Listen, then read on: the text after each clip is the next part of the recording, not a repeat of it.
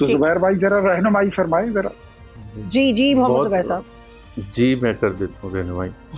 इख्तियार वली साहब, आप भी अजीब बात करें। आप कह रहे हैं मैं उस वक्त तक दिफा कर रहा था PMLN का और इमरान खान के ख़िलाफ़ बात कर रहा था जब तक मुझे महसूस, फिर जाके जब मुझे महसूस हुआ कि अब मुझे नहीं ले रहे। मुझे क्यों नहीं ले रहे भाई? आपने कभी सोचा ये वाई? इस जाहिर सी बात है, मैं उनका स्पोक्स पर्सन हूँ, मैं उनकी बेटी का स्पोक्स पर्सन हूँ। जद्दोजहद अगर दिलाई थी और जिसके नतीजे में आप नौशहरा में भी जीते थे ना इलेक्शन, उसी दौरान एक डिसमेंटलिंग अगर हमने की थी बैठ के, तो उसमें सबसे आगे कौन थी? मरियम नवाज। उनके सबसे लेफ्ट और राइट साथियों में अगर 2 आप नाम ले ले मेरे अलावा 2, तो मैं तो उनके साथ था। लेकिन वो सिविलियन बालादस्ती की जंग थी। ये नहीं था कि जी आप कॉम्प्रोमाइज कर लेंगे, एंड में जाके वोट ऑफ नो कॉन्फिडेंस करने के लिए आप उन्हीं के पास जाके कॉम्प्रोमाइज कर लेंगे कि जी बाप पार्टी और MQM को आप इशारा कर देंगे कि जी आप हमारे पास आ जाएं। और यही सवाल मेरा था कि अभी आप क्यों कॉम्प्रोमाइज कर रहे हैं? शाहिद खान अब्बासी क्यों नाराज हो गए थे? Shahid Khan Abbasi one of the leading political figures of PMLN, जिन्होंने जद्दोजहद में हिस्सा लिया था, कुर्बानियां दी थी, वो क्यों अलग हो गए थे? मोहम्मद जुबैर साहब, तहरीक इंसाफ ने एक बार फिर मज़ामती सियासत का फैसला किया है। इमरान खान साहब कह रहे हैं कि खुद इस तहरीक को लीड करूंगा, माजी में भी एहतजाज किए। आपको लगता है कि सड़कें ब्लॉक होंगी? ये कितना वजन है इमरान खान की इस बात में, मोहम्मद जुबैर साहब? आई थिंक मेरे अपने ख्याल से, बावजूद इसके कि इख्तियार वली साहब के समझ रहे हैं कि मैं उनको रिप्रेजेंट करता हूँ, मेरा नहीं ख्याल है कि इस वक्त कोई मूवमेंट चल सकती है। ना ही मौसम है, ना इन्वायरमेंट है, ना पॉलिटिकल रियलिटी ये है कि इस वक्त PTI can bring out people, अगर अवामी जद्दोजहद की बात कर रहे हैं। और पहले भी मैं उनकी उस हवाले से PTI की जाहिर सी बात है, मुझे उनसे 100% बिल्कुल काफ़ी शदीद इख्तलाफ था कि जब वो इस्लामाबाद सबको बुलाते थे। मैं उसमें हुकूमत को बरी ज़िम्मा नहीं कर रहा। और मैं इख्तियार वली साहब को भी याद दिला दूँ कि जब मैं मरियम नवाज़ के साथ निकलता था पूरे पाकिस्तान में, तो कभी भी उस 3 साल में एक पुलिस वाला भी नहीं मिला था हमें कि जी आप आगे नहीं जा सकते, नॉट वन।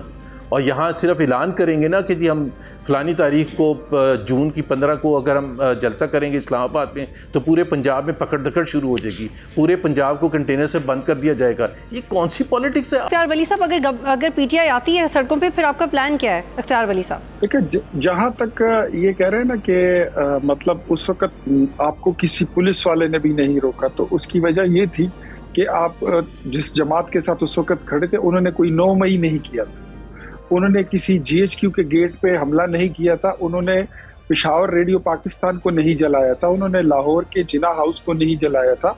आप जिस पार्टी में थे उस वक्त, उन्होंने ज़ियारत रेजिडेंसी पर कायद-ए-आज़म के घर पर, ठीक है। और जहां पर अभी आप बात कर रहे हैं इसकी, ये तहरीक इंसाफ की नई मामलात की और तहरीक की, तो देखें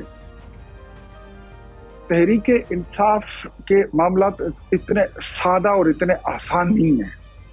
वो एक आम जिस तरह पॉलिटिकल पार्टी होती है, उनको उनके केस को इस तरह लिया नहीं जा सकता। जब लेकिन आपका प्लान क्या है इख्तियार साहब? आपका प्लान पूछ रही हूँ मैं। अगर वो कह रहे हैं कि हम आते हैं सड़कों पे, आपका कोई प्लान है?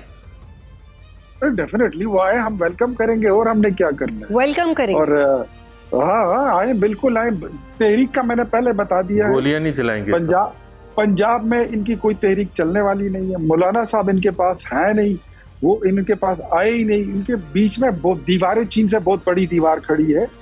सियासत क्या अकीदों का इख्तिलाफ है, मुझे नहीं लगता कि ये इत्तेहाद ता क़यामत कभी हो पाएगा। और अच्छा इख्तियार वली साहब, आखिरी सवाल है आपसे, प्लीज सवाल ले लीजिएगा। सवाल हमें वक्त का भी पाबंदी करनी पड़ती है। इख्तियार साहब एक वन क्वेश्चन प्लीज। इख्तियार साहब एक सवाल ले लीजिए सर, कि 9 मई केस में तहरीक इंसाफ के MNA अब्दुल लतीफ़ चित्राली को सजा हुई, वो नाअहल हो गए। मजीद MNA जिन पे केसेस है वो नाअहल हो रहे हैं, दर्जनों नाअहल हो रहे हैं। नून लीग ने भी इस तरह का वक्त देखा है। ये साइकिल रिपीट हो रही है। आपके पास एक मौका है, कोई दरमियाना रास्ता निकाल लें।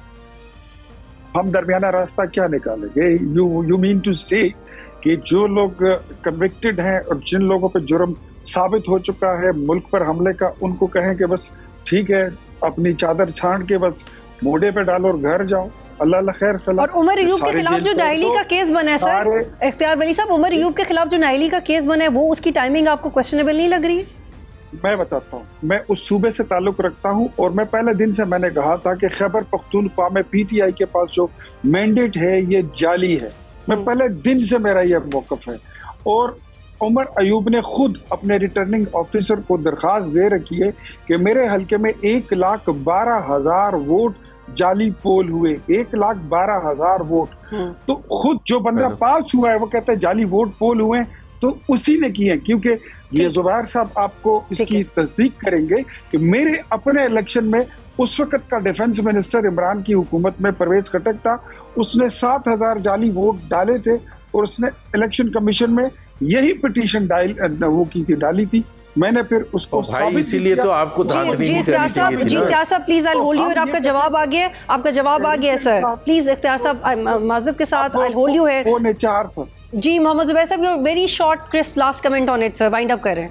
मैं सिर्फ बॉटम लाइन यही कहूँगा इख्तियार वली साहब को कि जो ये याद दिलाते हैं ना कि उस वक्त ये हुआ तो उस वक्त ये, इसीलिए तो भाई हाथ जोड़ के कह रहे हैं कि यार आप तो वो हरकतें करना ना बंद करें ना, आप तो लोगों को अंदर बंद ना करें ना, आप तो डराना धमकाना ना करें। सब्सक्राइब करें और बेल दबाएं ताकि कोई खबर रह न जाए।